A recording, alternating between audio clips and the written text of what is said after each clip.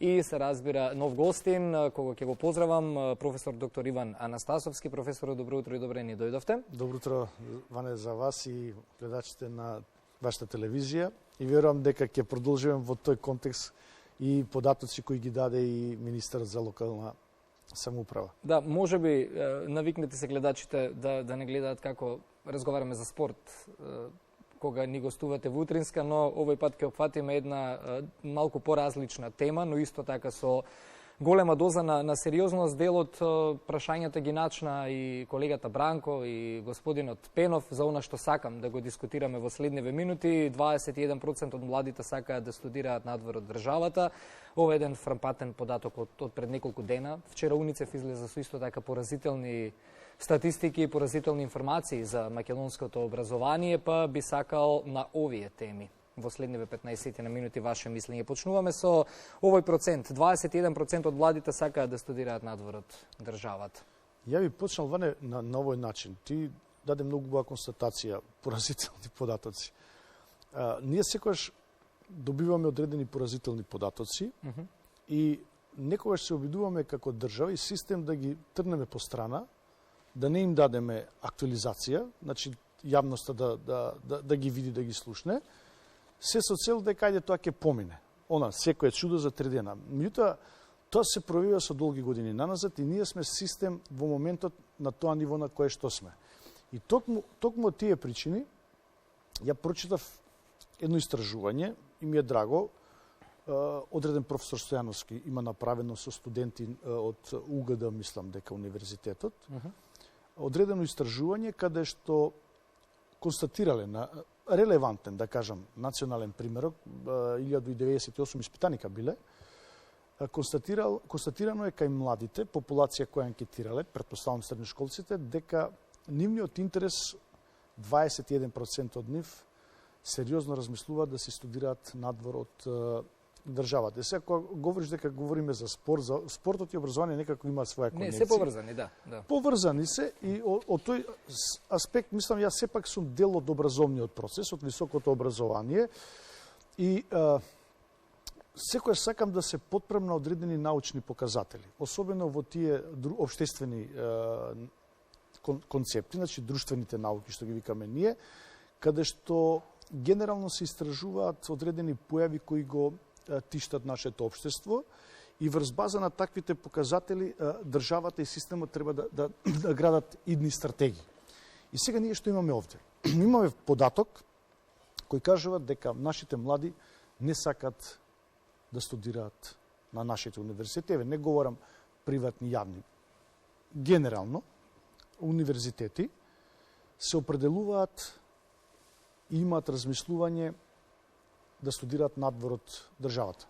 Ја имам една поинаква перцепција, имав прилика пред известно време во неделата да седам на една матура, каде што токму славеникот, една од неговите желби е да студира архитектура во Словенија, каде што ми кажа дека има приемен испит и во понеделникот заминаа натака. Меѓутоа, добив информација дека поголем број на деца, особено тоа говорам од мојата општина, локално Куманово, заминале во Словенија да студираат, да се обидат, да се запишат на, мислам, како за информација, високообразовниот систем во Словенија исклучиво државен.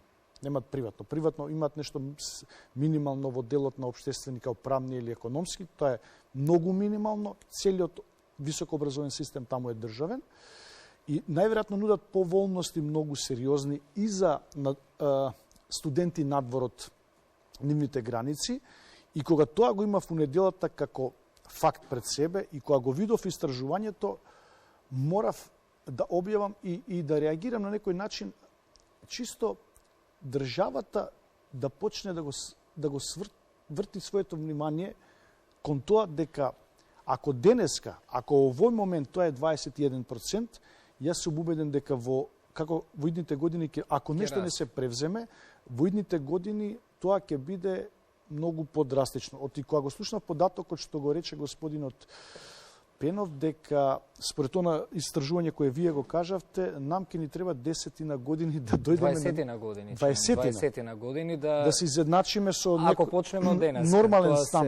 Тоа каже и колегата рачунете дека за тоа да. време па и тие што се 20 години пред нас ќе напредуваат. Значи ние не би можеле да го стигнеме тој стандард, тоа ниво. Што се случи во образованието во меѓувреме? Јас намерно кажав на почетокот дека сте ни чест гостин кога станува збор за спортот, но сакав и да изразам задоволство за тоа што прифативте да разговараме и на оваа тема, бидејќи баравме уште неколкумина професори кои што одбија гостување. Се плашат да разговараат, и тоа е еден интересен феномен, нели? И ние ве поканивме да бидете наш гостин во студиото за да едноставно позборуваме како да ги придвижиме работите. Меѓутоа, за оваа тема и самите професори од државните универзитети се затворени да зборуваат. Дали треба и тоа како све сполека да почнеме да го менуваме, бидејќи тоа е една алка во целиот оној синџир на проблеми. Ја имам чувство дека луѓето кај нас, особено и еве таа универзитетска фела кај што припаѓам ја, дека се плашат да зборуваат на отворена сцена јавно.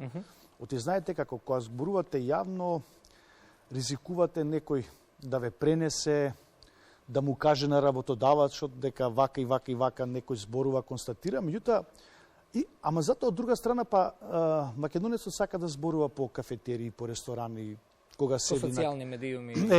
Да укажува. Ја мислам дека според мене дебатата е основно средство каде што ние треба да ги изнесеме сите аргументи, не да се навредуваме или да се критикуваме, туку да ги изнесеме сите аргументи се со цел да го подобруваме системот. Ако ја говорам дека овој податок треба да не загрижи сите нас, особено Министерството за образование и универзитетите во нашата држава, ја не сум на никого противник, доли немам против никого ништо. Туку само сакам да сугерирам вниманието на луѓето кои ги менаџираат системите кај што припаѓаме ние, особено високото образование, дека треба да седнат, да се свестат и да бараат начин како да го надминуваат ова. За мене, затоа и постојат политики. Политиките се да изнаоѓаме решенија, да седнуваме на заедничка маса, да ги констатираме постојните актуелните состојби и од нив да влечеме идни насоки. И сега, ја тврдам дека податокот кој е од 21% може би се должи на неповолната социоекономска ситуација во државата и ја говорам ова сега, не сум истражувал па да го прецизирам. И дел од нив тука не гледаат младите за жал иднина за себе. И сакат преку високообразовниот процес во некоја друга држава, ја спомнав Словенија, некои студираат во соседна Грција, некои во Бугарија, некои во Албанија, некои во Србија, се говорам во обкружување, некој заминува во Италија, некој во Виена, како што добив одредени информации. Дури познавам луѓе кои студираат во Соединените американски држави, каде што студирањето е малку поскапо, но еве гледате, родителите се определуваат своите деца да ги пратат надвор, оти најверојатно тие деца не гледаат некоја собствена, градење на собствена иднина во нашата држава, од еден аспект, и од друг аспект, нереформираниот систем на високото образование во нашата држава, кој стои, да бидам искрен, на ниво од 80-те години кога јас сум студирал. Знаете како? Ја кога студирав, немаше социјални мрежи. Ние зборевме со Panasonic жичен телефон. Таков систем беше. Тоа што ќе ни кажеше професорот, тоа беше најрелевантно. Оти книгата беше негова. Сега, новите генерации, новото дигитално време, дозволува секој од студентите и идните потенцијални студенти да ги имаат веќе информациите кај нив. Не можете тек така да им пренесувате одредени знаења. И може би во тој аспект и државата, МОН, и универзитетите, особено државата, треба да размислуваат дека високообразовниот систем мора да се подели. Еве, ја лично сум во делот на пренос на знаења, предавач, да кажам. Може би не сум најдобар во научниот дел. Кај нас на ФФОСЗ има колеги кои се одлични во делот на науката, меѓутоа не се способни да го пренесат тоа знаење на студентите. И веќе треба да размислуваме како берлинскиот систем, да имаме посебен дел за предавање, за пренос на знаење, студентите да ги спремаме како готов производ таму кај што треба да заминат од струката и за наука, каде што државата ќе го користи, ќе црпи информации и врз база на тоа ќе гради идни политики. Ја тука можам да ја респектирам од аспект на тоа што Србија многу се базира на научните показатели. Затоа нивните универзитети идат горе високо и на Шангхајска листа. Така. Добро, денес се е достапно до младите. Например, најверојатно и не им паѓа се едно кога читаат и слушаат, дека нема на време учебници. Најверојатно и тоа е една од причините зошто и не го сваќаат можеби и сериозно целиот наш образовен систем, бидејќи вие кажавте, јас само се надоврзувам на тоа, денес се е достапно до младите, сите вести. Ако порано тоа не било така и можеби недостатоците и пропустите барем не доаѓале до младите, сега веќе е се достапно, па и младите размислуваат два пати пред да ја донесат конечната одлука. Најверојатно на многу слоеви треба да почне целата реконструкција на образовниот систем, па која власти да дојде, која политичка партија да дојде, нови стратегии, нови... Тоа е сосема погрешно. Што исто така ги изморуваат исто младите. Доаѓаме до ситуација дека се тргнува од мене ја кога ќе дојдам. Да. Не, бил некој барем претходно. Барем печатокот за образованието. Сериозна држава, сериозен систем гради долгорочни стратегии, кај што без оглед како вие ќе доаѓате политички, администрацијата мора да се ја спроведува таа концепција. Вие можете само да ја дизајнирате, само да ја моделирате во одреден сегмент. Она што сакам во контекст на ова прашање да кажам една реалност, една вистина.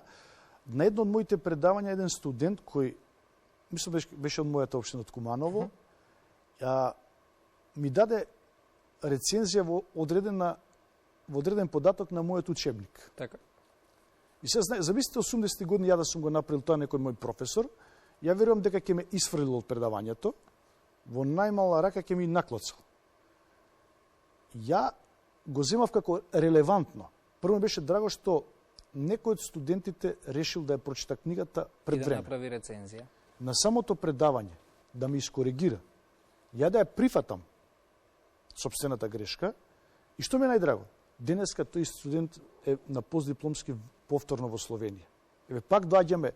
Јас само ги поврзувам работите. Некогаш можеби на микро, на единка.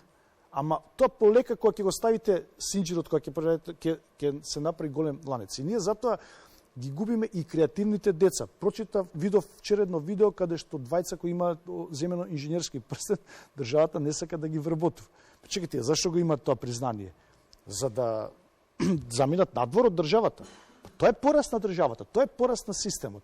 Ако такви поединци, вие не сакате да ги вклучите во системот, да ги решаваат проблемите на струката кај што они завршиле, тогаш затоа и луѓето не гледат перспектива. И од тој аспект, јас затоа говорам, Ване, да, системот на генерално на образованието трга од основата, од basic. Основното, према средното до високото. За жал, податоците кои вие ги спомнавте и почитуваниот министер за локална самоуправа, државата и министерството треба да ги сватат сериозно, да седат сите чинители на една маса, без оглед која политичка групација или организација. Тоа е, особено во делот на образование, ирелевантно и да ги постават идните политики образовни во оваа држава. Не, она многу добра констатација беше твојата, Ване. Доаѓа некој министер XY и мисли дека суетата негова, дека се од него треба да трне. Дека никој претходно ништо не направил, дека никој претходно ништо не работил, тоа не е добро и се од тук. Исто ќе се случи кога он ќе замине, другиот ќе дојде како револт што овој работел, било друга политичка организација и почнува он, ајде се одново. И ние сме заглавени во тој систем и нашиот образовен систем тоне. И сега можам само да кажам многу одговорно дека високото образование, де факто, кој како сака нека го гледа, е независно од политиката. Ние сега избравме на непосредни избори и ректор. Нека е со среќа на почитуваната професорка Билјана. Верувам дека ќе има идна визија, ќе ги земе овие податоци, ќе размисли. Меѓутоа, овде не се работи само за укимари. Овде се работи за целокупниот систем на високо образование. Значи, не говориме некој лесен процес на добивање на диплома, како што се приватните, или некој процес помако трпен, како што се јавните. Говориме дека високото образование и акредитираните програми се нефункционални за новото време и за генерациите кои надоаѓаат. Нефункционални. Верувам со договори и случајства на сите засегнати страни се решава. Да дадеме сега едно резиме на целата оваа тема и на целиот овој разговор. Кажа и господинот Пенов во интервјуто, кажавте и вие, ако почнеме од денеска, 20 на години ќе ни треба да го доведеме образовниот систем. Другиот систем да стои. Тој ќе треба да го стигнеме. Сега, има ли надеж? Можеме ли да бидеме оптимисти со оглед на тоа дека се уште изостанува и реакција и за овој 21%? За вчерато Уницев што го кажа, немаме се уште некоја силна реакција и од институциите да кажат дека нешто ќе превземат во врска со тоа. Оптимист ли сте дека реакции Ване не би имало од институциите, не сака да го признаат тој податок. Тој е поразителен за самата институција. Но Уницев сепак тоа е интересно во нашата држава. Секогаш некој друг ни ги прави истражувањата и ни кажува каде сме. Истражувањето треба да покаже каде сме. И понатака треба да извлече одредени политики каде треба да се движиме. Ама, она што вие го констатиравте, дали сме ние спремни сите релевантни чинители да седнат на една маса, без оглед да ги трнат политичките нивни амбиции, аспирации, идеологии и да кажеме, окей, луѓето кои се во делот на образование, оваа групација ќе направи стратегијата каде треба да стигнеме во наредните 20 години. И мора да се држиме до тоа, без оглед која политичка групација ќе биде на власт. Така. И таму да има реални основи. И сега да видиме, пак ќе се навратам, во високото образование има многу предмети кои се останати од времето кога јас студирав. Тие податоци овакво се нерелевантни веќе, неупотребливи. Не можете да им ги пренасете на новите генерации. Не е интересно им. Новите генерации барат нешто поинтересно.